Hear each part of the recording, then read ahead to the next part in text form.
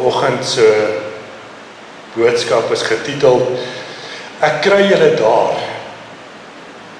OK.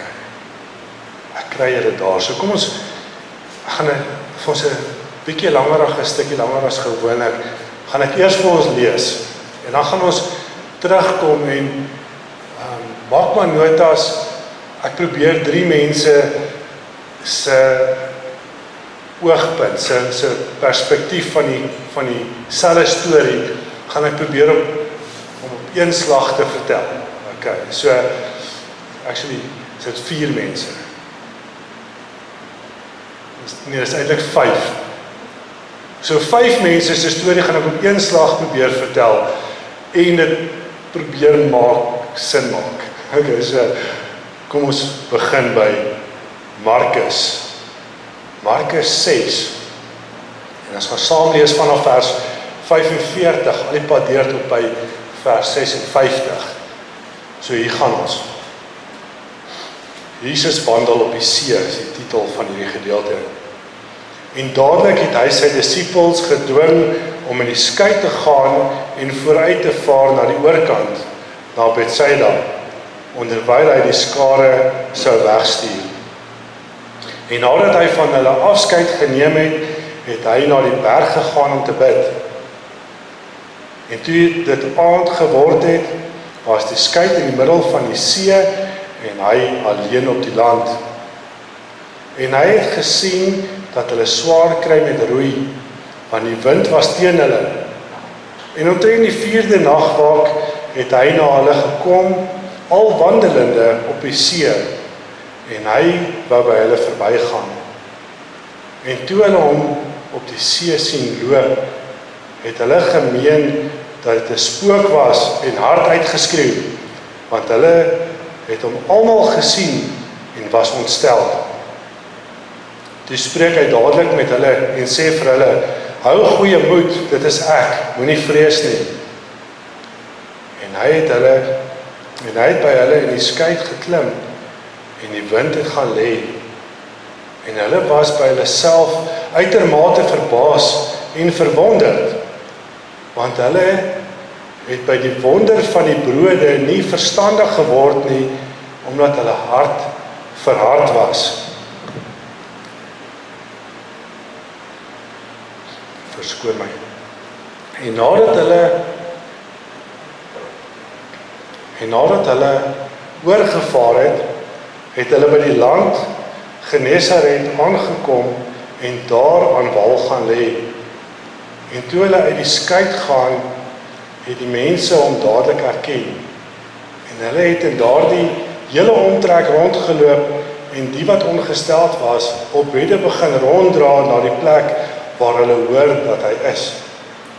En waar hy ook al ingegaan het,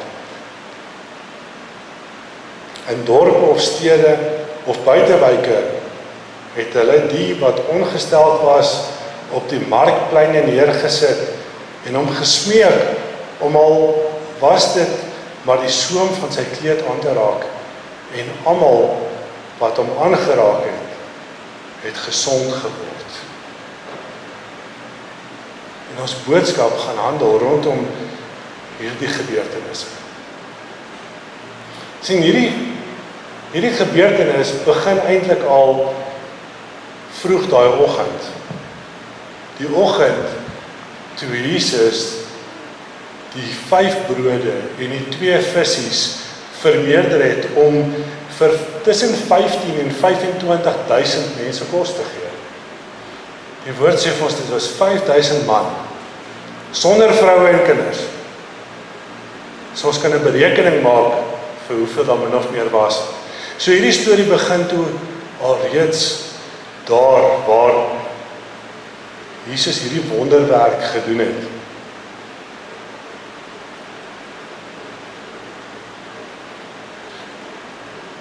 En soos met elke wonderwerk wat Jesus gedoen het, staan die mense in verwondering en kyk na hom. En elke keer wat hulle 'n wonderwerk sien, is hulle meer en meer oortuig daarvan dat hierdie is die profeet wat gestuur is om hulle te red. En dit is so. Natuurlik is Jesus gestuur om elke een te red. Maar hulle het 'n wanpersepsie gehad, hulle was bietjie kortsigtig. Want hulle almal het geglo dat Jesus gekom het om hulle te red uit die Romeinse regering, uit die Romeinse beheer uit. Maar hulle het die groot prentjie heeltemal misgekyk elke keer. Hulle was so beïndruk met Jesus en wat hy gedoen het, dat hulle hom wel gegryp het en gekroon het as hulle koning. Dit kan julle self gaan lees in Johannes 6 vers 14 en 15. Hulle wou met geweld gevat het om te gaan kroon as hulle koning. Wat hulle het gesien, hierdie is nie 'n gewone man nie. Hierdie is iemand wat iets vir hulle kan doen. Die probleem was dat die disippels dieselfde gevoel het op hierdie stadium. Die disippels kon nie die waarheid gesien het vir wie hierdie man regtig was nie. Hulle het saam met die skare geglo dat Jesus dalk hierdie persoon gaan wees wat saam met hulle in 'n rebellie kan ingaan teen die Romeinse regering. Daarom vertel Markus vir ons aan die begin van hierdie gedeelte in vers 45, en dadelik het hy sy disippels gedwing om in die skei te gaan en vooruit te vaar na die oorkant. Okay, so dit was om hulle uit die pad uit te kry, om hulle weg te kry van hierdie groep mense wat almal die verkeerde ding glo. En hy wil hulle net so graag een kant gekry het. Een kant dat hulle tot hulle sinne kan kom. Dat hulle nie beïnvloed moet word deur die skare nie. Daarom het hy die taak op homself geneem om hierdie 15 na 25.000 mense af te sien dat hulle moet na hulle huise toe gaan. En hulle het seker nie na hulle huise toe gegaan nie, want dit is verskriklik baie mense en hierdie ding het in die lente gebeur. So dit was 'n lekker, ek glo dit was redelik warm daar gewees, 'n lente aand gewees. En hulle het 10 net daar ergens naby in die veld gaan slaap om vir Jesus te wag vir die volgende dag. Jesus gaan toe al die mense uiteindelik weg is, gaan hy teen die berg op om te gaan bid. En die Bybel sê nie vir ons presies waaroor hy gebid het nie. Die Bybel sê net vir ons hy het gaan bid. Maar ons weet dat Jesus baie vir sy disippels gebid het. Hy het voordat hy hulle gaan kies het hy in afsondering gegaan en hy het vir sy disippels gaan bid. En ek glo hierdie keer, na wat hy hier gedoen het en gesien het wat sy disippels doen en dat sy disippels nog steeds hardkoppig is, het hy met die Vader gepraat en hy het ingetree vir sy eie disippels en hy het vir die Vader sekerlik gevra, maak tog hulle oë oop, wat moet ek meer vir hulle wys as hierdie skepingswonderwerk waar ek die kos vermeerder het vir almal, dat hulle tog net kan sien wie ek is. En kom ons fast forward hierdie storie net gou so klein bietjie. En ons gaan nou weer terugkom na die disippels en onthou, hulle sit nou op hierdie skei. Hulle is nou op die water nou op hierdie stadium en Jesus is op die berg, hy is besig om te bid. En ons kyk gou na wat het die volgende oggend gebeur, maar ons moet terugkom nou gou na wat op die water gebeur het. Maar kom ons kyk net gou wat het die volgende oggend gebeur. Die volgende dag, toe hulle aan die ander kant kom, toe is daar reeds 'n spul mense daar. Mense van die vorige dag, mense wat daar was met hierdie wonderwerk wat die kos vermeerder is, toe hulle nou al klaar daar, wat hulle het intussen deur die nag agtergekom, maar die disippels is weg. En Jesus was nie saam met hulle daar nie, maar hy's ook nie nou hier by hulle nie, so hy moet ergens wees en hy's 10-1 daar waar die disippels nou is. En 'n klomp van hulle het op 'n klomp skeite gespring en oorgevaar in dieselfde rigting wat die disippels gegaan het. Ander het die roete op land gevat, 8 myl. Hoeveel kilometer is 8 myl? Dis hoe ver hulle gegaan het op land. Wat hulle deurnag geloop het, hulle binne vir Jesus gevang het aan die ander kant, want hulle wil nou nog hê van wat hy gegee het. En daar gekom, het hulle gedink hulle gaan nou weer kos kry. Kyk, hulle het geweet hulle gaan altyd iets kry. Almal het op daardie stadium geweet, as hulle naby Jesus is, kry hulle iets. Hulle gaan kos kry, of hulle gaan genesing kry. Maar iets kry, gaan hulle kry.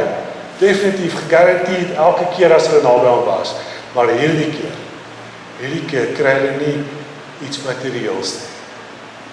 Jesus gee nie vir hulle kos om te eet nie. Maar hy vertel vir hulle dat hy die brood is.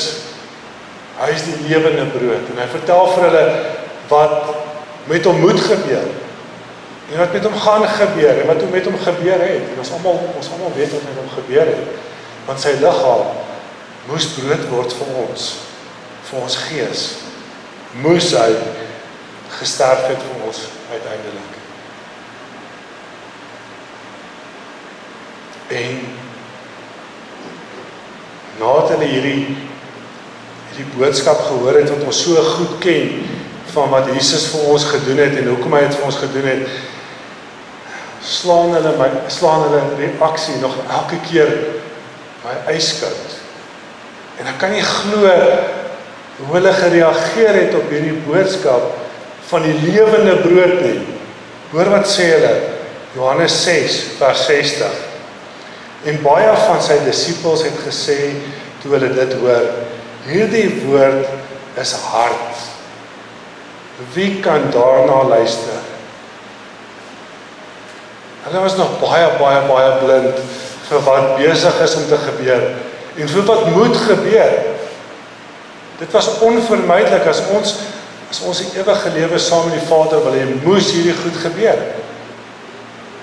En die gevolg daarvan lees ons dan nou in vers 66 en 67. Hieroor het baie van sy disippels teruggegaan en nie meer saam met hom gewandel nie. Hartseer. Super hartseer. En Jesus sê toe vir die 12, wil julle nie ook weggaan nie? Wil julle nie ook weggaan nie? Binne in hierdie kort stukkie lê daar vir ons 'n groot toets. 'n Selftoets. 'n Toets wat jy by jouself gaan doen in jou stilte tyd en wat jy gereeld moet doen. Iets wat jy jouself baie gereeld hierdie vraag vir ons vra. Hoekom klou jy? Ek vra jou net direk, elkeen wat hierdie boodskap hoor. Hoekom klou jy aan Godsvas? Nog steeds. Meeste van julle is baie langer Christene as wat ek is. Hoekom na al hierdie jare klou jy nog steeds aan God vas? Klou jy vas oor die verhouding wat jy met hom het? Of klou jy vas oor die voordeel wat jy in hom het?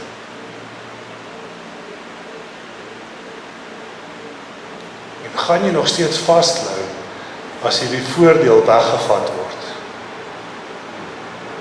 Dit is wat Jesus vir sy disippels hier vra. Vir die 12, wil julle nie maar ook gaan nie? Is julle hier vir die voordeel, of is julle hier vir die verhouding? En ek bid uit my hart uit, dat elkeen van julle se antwoord dieselfde sal wees, as wat Petrus is in die volgende verse, vers 68 en 69. En Simon Petrus antwoord hom, Here, na wie toe sal ons gaan? U het die woorde van die ewige lewe. En ons het geglo en erken dat U die Christus is, die Seun van die lewende God. Daar is ons antwoord. Die klomp wat weggeloop het, sy harte was verhard.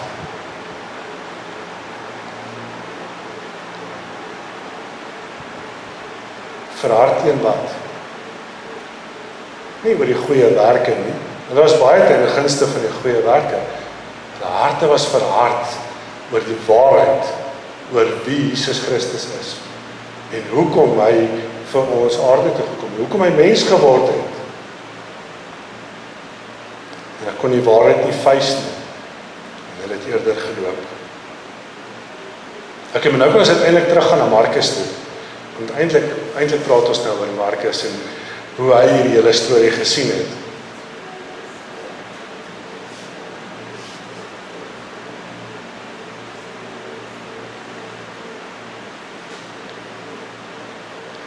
Ons het nou in Johannes gelees dat hierdie 12 is nou redelik convinced oor wie Jesus is. Hulle het 'n keuse gehad om weg te loop, maar hulle het nie. Petrus sê, waarheen sal ons gaan? Na wie toe sal ons gaan? Hier die woorde van die ewige lewe. Ons glo. Wat het gemaak dat hulle glo? Want nou net het hulle nog nie geglo nie. Nou net moes hulle weggestuur geword het na hierdie amazing wonderwerk waar God iets create het. Want net nadat hy hierdie wonderwerk gedoen het, waar hy kos meer gemaak het, waar hy iets uit niks uit gemaak het nie, sê Markus 6 vers 52 nog steeds, want hulle het by die wonder van die brode, is waar die brood vermeerder is, nie verstandig geword nie, so dit nie gesien nie, hulle oë het nie oopgegaan nie, dit wat hulle geglo het voor dit, en wat hulle nou glo is nog steeds dieselfde, omdat hulle harte verhard was. Jesus probeer vir hulle wys dat hy iets geskep het uit niks uit, sodat hulle kan sien dat hy waarlik God ook is. Ek glo daar het drie hoofgoed gebeur daardie aand. 3 hoofgoed wat moes gebeur het, sodat hulle vir Jesus kon sien vir wie hy is. Eerstens het Jesus vir hulle ingetree in gebed. En onthou net, alles wat Jesus vir almal op aarde gedoen het, vir die tyd wat hy op aarde was, en vir sy disippels gedoen het, doen hy vir my en vir jou ook. Ons is in daardie selfde covenant. Ons kry daardie selfde voorkeur en guns van Jesus af. So Jesus het in die berg opgegaan en hy het vir die disippels gaan intree. Hy het gaan bid.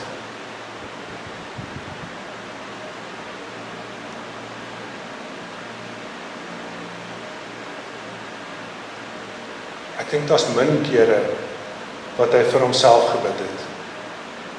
Ek dink in die tuin van die Getsemane het hy vir homself gebid. Maar die res van die tyd glo ek het hy altyd vir iemand anders gebid. En vir die hele doel van sy mensword het hy gebid. En hierdie keer glo ek het hy vir die disippels gebid. Vir hulle ingetree. Soos wat ons in Hebreërs 7 vers 25 ook lees. Daarom kan hy ook volkome red die wat deur hom tot God gaan, omdat hy altyd leef om vir hulle in te tree. Wow, julle, omdat hy altyd leef om vir hulle in te tree. Hy tree vir ons in. Skepper van die heelal tree vir ons in. Wat van 1 Johannes 2 vers 1. My kinders, ek skryf hierdie dinge aan julle, dat julle nie moet sondig nie. En as iemand gesondig het, ons het 'n voorspraak by die Vader, Jesus Christus, die regverdige. Hy gee ewen vir ons 'n backup.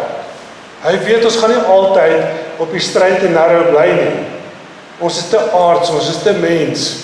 En hy gee vir ons 'n backup.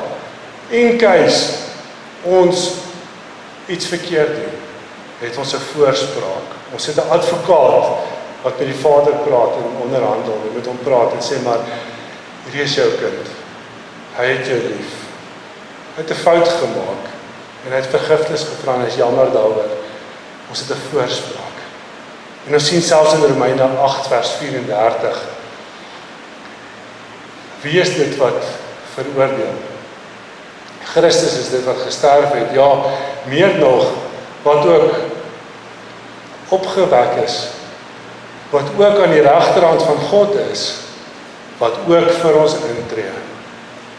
Hierdie is maar 'n paar versies wat vir ons bevestig dat Jesus Christus vir ons intree. Hy het dit nie net gedoen toe hy op aarde was nie. Hy het dit nie net vir sy disippels gedoen nie. Maar waarlik tree hy elke dag vir ons by die Vader in. Ons het absoluut die heel beste verteenwoordiger wat ons kan hê by die Vader. Omdat hy ons lief het. Omdat hy ons lief het, sal hy nie een skewe woord voor die Vader oor ons sê nie. Saam met Jesus se gebed is daar nou amper van selfspreekend nog iets wat moet bykom. Want hoe weet Jesus waarvoor hy vir ons moet intree? Markus 6 vers 48 sê, en hy het gesien dat hulle swaar kry met die roei. En ek is so bly dat hierdie gebeurtenis in die aand was. Want as dit nie aand was en was nie donker nie, kon ons hierdie laat verbygaan het.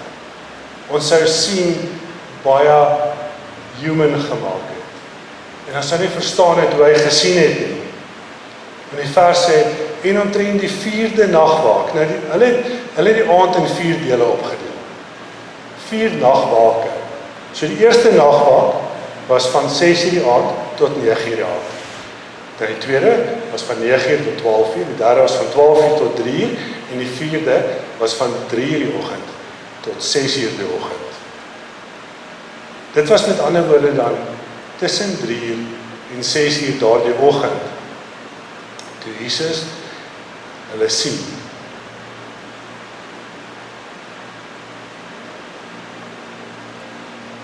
Jesus is nog op die berg. Hy sit op die berg, hy is besig om te bid. Die disippels is op die skei plus minus 5 kilometer van hom af weg. En hy sien in die nag dat hulle swaar kry met die roei, want die wind is teen hulle. Maar hy sien nie met die oog nie. Hy kon nie, dit was donker. Maar eerder met 'n alomteenwoordigheid. Hy is God. Hy kan alles sien. Spreuke 5 vers 21 sê vir ons, want elke mens se weë is voor die oë van die Here en hy weeg al sy gange. Dit wat ons doen is voor die oë van die Here. Spreuke 15 vers 3 sê, op elke plek is die oë van die Here en hulle beskou opmerksaam die slegtes en die goeies. In 2 Konings sê die Here vir koning Hiskia, ek het jou gebed gehoor, ek het jou trane gesien. Die Here sien wat in jou lewe aangaan. Hy sien jy's hartseer. Hy sien jy het hulp nodig. Hy sien dat jy 'n probleem het. En dan tree hy vir ons in by die Vader. Okay, toe gebeur die volgende ding. Kom ons lees weer 'n stukkie. Ons het dit gelees, maar ons lees dit gou-gou weer. Markus 6 vers 48 tot 51. En omtrent die 4de nagwaak het hy na hulle gekom, al wandelende op die see, en hy wou by hulle verbygaan. En toe hulle hom op die see sien loop, het hulle gemeen dat dit 'n spook was en hard uitgeskreeu. Want hulle het hom almal gesien en was ontstel. Toe spreek hy dadelik met hulle en sê vir hulle, hou goeie moed, dit is ek, moenie vrees nie. En hy het by hulle in die skei geklim en die wind het gaan lê. En hulle was by hulself uitermate verbaas en verwonderd. Daai stukkie in vers 48. En hy wou by hulle verbygaan. Hoor jy, ek het hierdie stuk al baie gelees. Dis die eerste keer wat ek dit raak gelees het. Hy wou by hulle verbygaan. Hy het gesien hulle het 'n probleem. Ons het nou net gelees, hy het gesien hulle sukkel met die roei. Nou loop hy op die water en hy wil by hulle verbygaan. Hoe kon hy, na hy gesien het hulle probleme het, nog steeds by hulle verby wil gaan? Dit maak nie sin nie. Hulle sien wat hulle nog nie besef het nie. wat hulle nog nie besef het nie, is die skepper van die heelal, het vir hulle gesê, klim in die skei en gaan vooruit. Ok? So, toe hulle in die skei klim, wat het hulle gedoen? Hulle het die wil van die Here gedoen. Jesus wou gehaat het. Jesus se wil was, hulle moet nou in die skei klim en vooruit gaan. Ok? En hy sou hulle aan die ander kant gekry het. God se woord is ja en amen. As hy gesê het, klim op die skei en gaan vooruit, ek kry julle daar. Raai wat gaan gebeur? Jy gaan hom daar kry, want hy het so gesê. Ten spyte van die omstandighede, was hulle heeltemal veilig. Want, hulle was binne die wil van die Here. Hulle het die wil van die Here gedoen. Die fokus is hier, hulle was binne die wil van die Here. Hy het gesê, klim op die skei en vaar vooruit. Dis presies wat Jesus wou gehad het. Sy wil. Partykeer voel dit vir my en vir jou, of ons doen alles wat ons moet. Ons kom kerk toe, ons lees Bybel, ons bid. Ons doen goed vir die wat sukkel. Ons leer vir mense van die Here. Ons doen alles wat ons moet doen. En dan voel dit of die Here by ons verbygaan. Hy kan nie sien hoe sukkel ons nie, hy gaan by ons verby.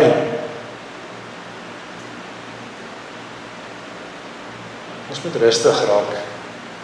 Solank as wat ons die wil van die Here doen, kan ons ontspan. Doen wat jy moet doen. Doen die wil van die Here.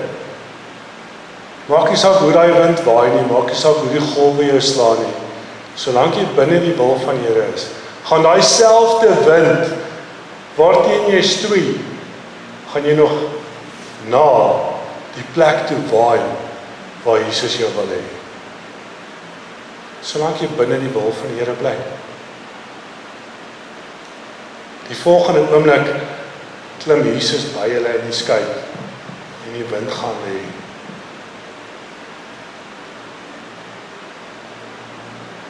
Maar voel dit nie vir julle of daar 'n stukkie weg is in hierdie boodskap nie? Wat kort? Jesus loop op die water, hulle sien hom. Hy klim by hulle op die skei. Wat het van Petrus geword?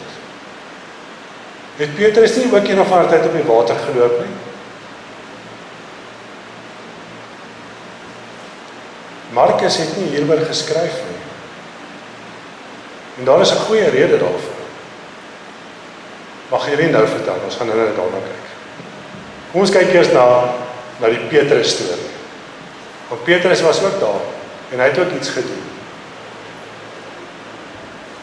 Julle ken die storie, hulle sien vir Jesus, dink is 'n spook, hy praat met hulle herken sy stem, en Petrus sê,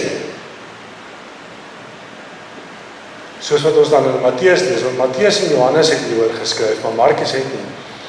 In Matteus sê Petrus, Here, as dit U is, beveel my om op die water na U te kom. En die Here sê, kom. En Petrus klim uit die skei uit en hy loop. En so waar dan loop hy op water, vir 'n paar tree. En hy begin kyk na die wind, en hy kyk na die golwe, en hy raak bang. En daar sink hy. Een slag. Vrees sink. En hy skree, Here, red my. En die Here is onmiddellik by hom. En hy trek hom uit die water uit. En hulle klim terug in die skei en daar gaan lê die wind. Onmiddellik. En hier kom dit julle.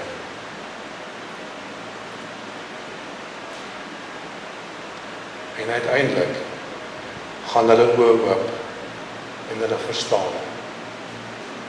Matteus 14 vers 33.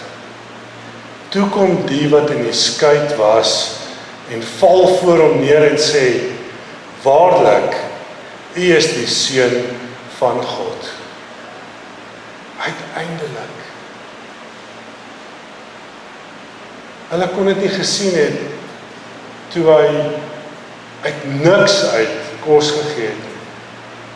Visse wat nog nooit geswem het nie, is gaar gemaak en vir die mense gegee om te eet. Van koring wat nog nooit geplant is nie, is daar brood gemaak en hulle het brood geëet van iets wat er nog nooit was nie. Hulle sien nie vir Jesus hierin raak nie. Hulle sien nie God se hand hierin nie. Maar na hierdie ervaring van hulle in die wind, waar hulle Jesus op water gesien loop het, waar hy weer eens gewys het dat hy God is. Hy is in beheer van alles. Hy is in beheer van daardie wind. Hy bepaal of jy op water gaan loop of nie. Hy bepaal of hy golf weer heen en weer gaan slaan. Hy bly God. Hy bly God en hy bly in beheer. En dankie tog, daar sien hierdie disippels dit raak. En hulle val voor hom neer in aanbidding. U is God. Maar hoekom het Markus nie hieroor geskryf nie? Markus het die boek Markus tussen 65 en 70 jaar na Christus is geskryf. Maar Markus het 'n baie goeie vriend gehad en ook 'n vernoot gehad. En die vriend se naam was Petrus. Ek dink Petrus het so nederig geword na hierdie insident waar hy op water geloop het en gevrees het en gesink het en gered is daaruit. En ook na die hele debakel rondom die verloning wat hy ontken het dat hy Jesus ken net voor die kruisiging. Ek dink hierdie ou was so nederig gemaak dat hy op 'n punt gekom het dat hy wanneer hy met Markus gepraat het en Markus sê vir hom, ek gaan hierdie boek skryf. Ons moet vir ons nageslag hierdie boodskap los van wat gebeur het terwyl Jesus op aarde geloop het. Het Petrus vir hom gesê, wil hierso, ek stem met dit alles saam en ek sal jou help om die feite bymekaar te kry, want Markus was nie een van die 12 nie. En ek dink Petrus het vir hom gesê, maar wanneer ons by hierdie gedeelte kom, waar ons op hy skei was daardie aand, na Jesus die brode vermeerder het, kom ons los vir my uit hierdie storie uit asseblief. Moet asseblief nie oor my skryf wat op die water geloop het nie, want dit was nie ek nie. Kom ons hou die fokus op God en sy krag en wat hy gedoen het. En daar sien ons, nou glo ek, daar sien ons hierdie ware nederigheid wat Petrus eventually aangeleer het. Na hy deur soveel dinge moes gegaan het. En die laaste ding wat gebeur het, dat hulle Jesus gesien het vir wie hy regtig was, vir die krag en die God wie hy is. Het daardie oggend gekom, toe hulle aan Daal gekom het. Nou glo hulle klaar. Nou weet hulle klaar, Jesus is waarlik die Seun van God. Hy is nie net nog 'n profeet nie. En skielik sien hulle nie meer mense wat genees word nie. Maar hulle sien eerder Jesus Christus, die Seun van God, wat mense genees. Sien julle die verskil? Hulle sien nie meer die voordeel nie, maar hulle sien die verhouding. En die Bybel sê vir ons, almal wat aan hom geraak het, is genees daardie dag. Skielik sien hulle die ontferming wat Jesus vir die mens gehad het, die besorgdheid wat hy vir die mens gehad het, dat dit nie saak maak wie aan hom kom raak het op vir genesing, daai persoon is gesond gemaak. Of jy sondaar was en of jy 'n volgeling van Christus was en of jy glad nie geglo het nie, of jy 'n bietjie glo en of jy baie glo en of jy maak nie saak wat nie, maak nie saak wat se mens jy was nie. Almal is genees daardie dag. En daarna vertel Jesus vir hulle dat hy die brood van die lewe is vir die gelowiges.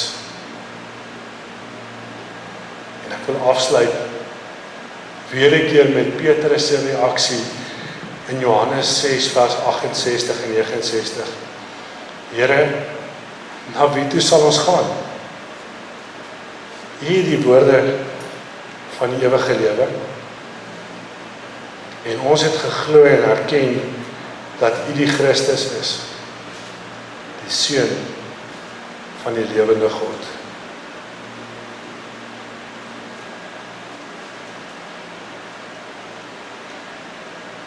En ek pleit by julle. Gaan mediteer hierdie week oor hierdie woorde. En vra jouself weer daai vraag wat ek vroeër vir ons gestel het. En party dae gaan jy maklik antwoord, maar ander dae gaan jy moeiliker antwoord. Hoekom klou jy vas aan God? Is dit vir die verhouding of is dit vir die voordeel? En as jy vasglo dat dit oor die verhouding is, vra jouself die volgende vraag.